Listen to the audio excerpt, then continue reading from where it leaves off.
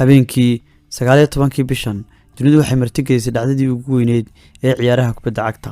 taageerayaasha kubadda cagtuna waxay indhaha ku wada hayeen finalkii koobka adduunka oo isku wajahayeen labada xul ee Spain iyo Argentina.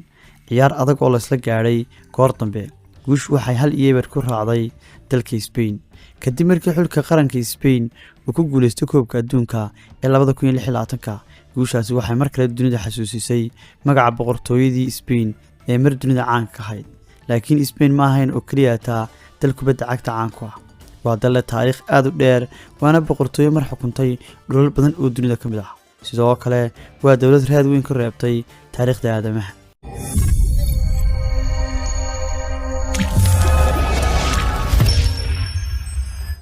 Spain waxay ku taallaa koonfurta galbeed ee qaaradda Yurub, waxayna ku fadhidaa inta badan jasiiradda Iberia oo ay la wadaagto dalka Boortaqiiska. Spain dhanka waqooyi waxay xuduud kala leedahay Faransiiska iyo Andorra, halka koonfurta ay xuduud kala wadaagto qaaradda Afrika, gaar ahaan dalka Morocco. waxaa kala qaybiyay Morocco iyo Spain marinbiyoodka Gibraltar. dhanka barina waxaa ka xiga badda Mediterranean-ka, halka galbeedka ay ka xigto badweynta Atlantic-ka. caasimadda Spain waa Madrid, waana xarunta siyaasadda, dhaqaalaha iyo dhaqanka. Spain waxaa ku nool ku dhawaad 49 milyan oo qof, waxaana lagaga hadlaa luqadda Isbaanishka, inkastoo gobollada qaar ay leeyihiin luqado kale sida Catalan iyo Basque. kumanaan sano ka hor, dhulka maanta loo yaqaano Spain waxaa deganaa qabayl ay ka mid yihiin Iberians iyo Celts. kadib waxaa la wareegay Roomaankii oo qabsaday dhulkan, waxaana dhiseen magaalooyin, wadooyin iyo nidaam sharci oo saameyn weyn ku yeeshay bulshada halkaa deganeed. luqadda Laatiinka oo asal ahaan ka soo farcantay Roomaanka ayaa markii dambe uu ka farcamay afka Isbaanishku ee maanta ka mid ah luqadaha ugu badan ee dunida laga adeegsado. markii boqortooyadii Roomaanka ay burburtay, waxay Spain ka talinayay qabiilkii Visigoths ilaa ay dhacday dhacdadii ugu weyneyd ee bedeshay taariikhda dalkaasi. sanadkii 711 ciidamo muslimiin ah oo hogaaminayay Daariq ibn Siyaad iyo Muusa ibn Nasayr ayaa la wareegay Spain, waxayna dhiseen dawladdii loo yaqaanay Al-Andalus. muddo ku dhow 800 oo sano ay muslimiintu ka talinayeen qaybo badan oo Spain ka mid ah. waqtigaas magaalooyin ka mid tahay Cordoba waxay noqdeen xarumo waaweyn oo caan ka ahaa cilmiga, caafimaadka, falsafadda iyo dhaqanka.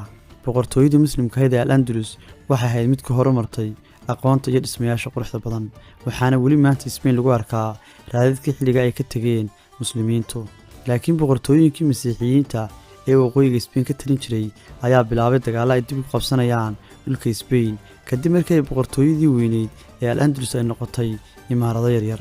sanadkii 1492 Granada oo ahayd xaruntii ugu dambeysay ee ay muslimiintu ka talinayeen ayaa lala wareegay, waxaana dhammaaday xukunkii Islaamka ee Spain.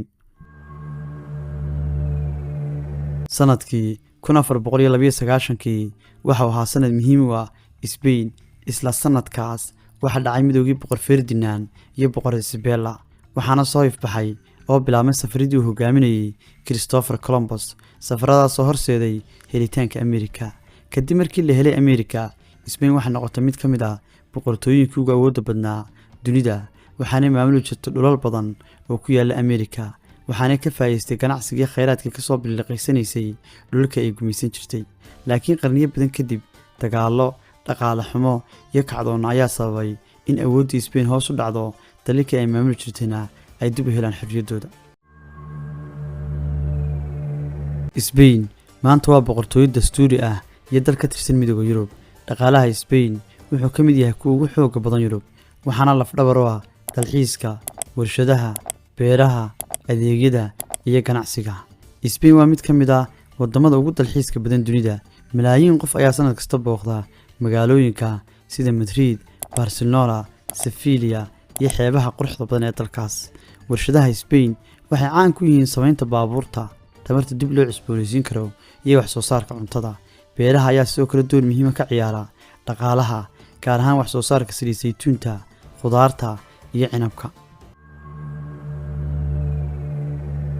shaqooyinka ugu badan ee Spain laga helo waxaa hormood u ah adeegyada, dalxiiska, caafimaadka, waxbarashada, tiknoolajiyadda iyo warshadaha. dadka Spain waxay leeyihiin nidaam nololeed oo ku dhisan isku dheelitirka shaqada iyo nolosha qoyska, waxaana dalkanu caan ku yahay dhaqanka cuntada, kulamada bulshada iyo xafladaha dhaqanka. Spain waxay leedahay jaamacado taariikh dheer leh iyo nidaam waxbarasho oo ka mid ah kuwa ugu da'da weyn Yurub. dalkani waxa kale uu leeyahay gaadiid casri ah, gaar ahaan tareenada xawaaraha sare ku socda, kuwaasoo isku xidha magaalooyinka waaweyn iyo gobollada dalka. Spain waa dal kubadda cagta magac weyn ku leh, waxaana ka dhisan kooxo badan oo ay ugu caansan yihiin Real Madrid iyo Barcelona, labadan kooxood oo ka mid ah kooxaha ugu caansan dunida, halka xulka qaranka Spain uu noqday mid ka mid ah kuwa ugu guulaha badan kubadda cagta. ugu dambeyn, Spain waa dal leh taariikh dheer iyo ilbaxnimo qoto dheer, laga soo bilaabo boqortooyinkii waaweynaa ilaa waqtigan casriga ah. Spain waxay weli ka mid tahay dalalka dadka dunidu sida weyn u xiiseeyaan. waad ku mahadsantihiin daawashadiina. haddii aad ka hesheen barnaamijka, ha iloobin inaad like saarto, siina sheer garayso, kana mid noqoto asxaabta ku xidhan Qorshe Media adigoo subscribe saaraya. waan kulmi doonaa haddii alla idhaa muuqaalka xiga.